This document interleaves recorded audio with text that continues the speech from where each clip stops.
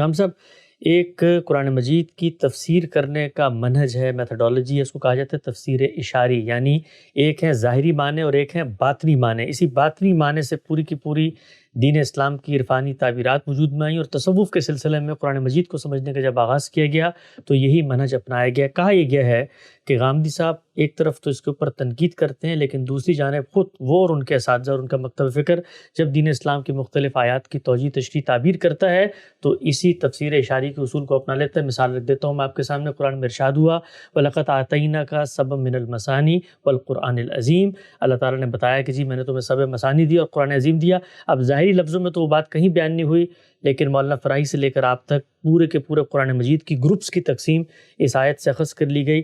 تو یہ تو وہی معاملہ ہے جو صوفیہ کر رہے ہوتے ہیں۔ اس آیت سے ہرگز اخذ نہیں کی گئی۔ آیت کو تو جس طرح سمجھنے کے اصول ہیں اسی طرح سمجھا گیا ہے۔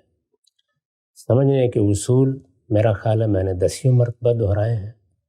سب سے پہلے الفاظ کو دیکھیں گے، اس میں باقی الفاظ میں تو کوئی بحث نہیں تھی، مثانی کا لفظ قابل بحث رہا۔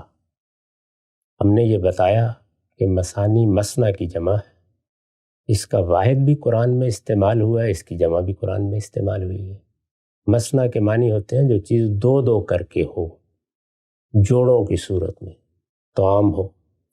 قرآن مجید میں آتا ہے نا کہ پھر تم ان عورتوں سے شادیاں کر لو، مثنیٰ و ثلاثہ و رباع، دو دو، تین تین، چار چار۔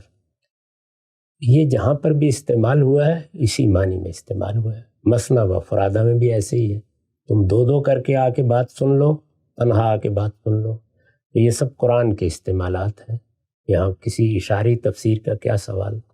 اس سے ہم نے یہ بتایا کہ مثانی کے لفظ کو ہر حال میں دو دو کے معنی میں لیا جائے گا۔ ایر سے سبع من المثانی یعنی 7 دو دو، اس میں نہ کوئی باطنیت ہے نہ کوئی دائیں بائیں کی چیز ہے، ٹھیک قرآن مجید کی زبان کے لحاظ سے ہم نے اس کو متعین کیا۔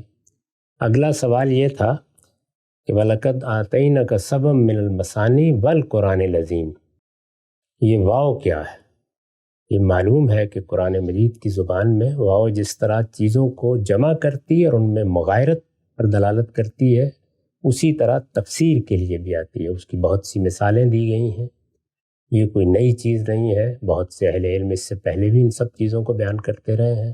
بعض مثالیں تو اتنی واضح ہیں کہ اس میں دوسری رائے کی کوئی گنجائش ہی نہیں ہوتی۔ تو ہم نے یہ بتایا کہ اب اس کو بھی طے کرنا ہے، اس کو طے کرنے کے لیے بھی قرآن کی مراجعت کی گئی۔ تو قرآن مجید نے دوسری جگہ یہ بیان کیا ہے کہ یہ کتاب متشابہ مثانی ہے، تو اس سے یہ واضح ہو گیا کہ والقرآن العظیم میں واو تفسیر کی، یہ خود قرآن نے بتا دیا۔ تو اب گویا معنی یہ بنے کہ اے پیغمبر ہم نے آپ کو 7 جوڑے جوڑے دیے ہیں، یعنی قرآن عظیم دیا ہے، یعنی اس کے اندر ہیں 7 جوڑے۔ یعنی ظاہر ہے کہ یہ بات تو خود الفاظ سے معلوم ہو گئی۔ ہم نے اب اس کو تلاش کرنا تھا کہ یہ کیسے ہیں، وہ تلاش کر کے بتا دیا ہے۔ تو اس میں کس جگہ کوئی باطنیت ہے یا کوئی اشارہ ہے، مصداق متعین کیا ہے۔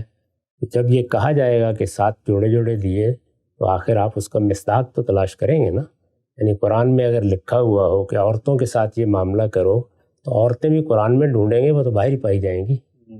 اس وجہ سے اس کو جب تلاش کیا جائے گا تو آپ قرآن ہی میں دیکھیں گے۔ یہ بتا دیا تھا اس آیت نے کہ قرآن ہی میں دیکھنا ہے۔ اس سے پہلے جو لوگ اس کو سورہ فاتحہ قرار دیتے رہے ہیں انہوں نے بھی قرآن ہی میں دیکھا۔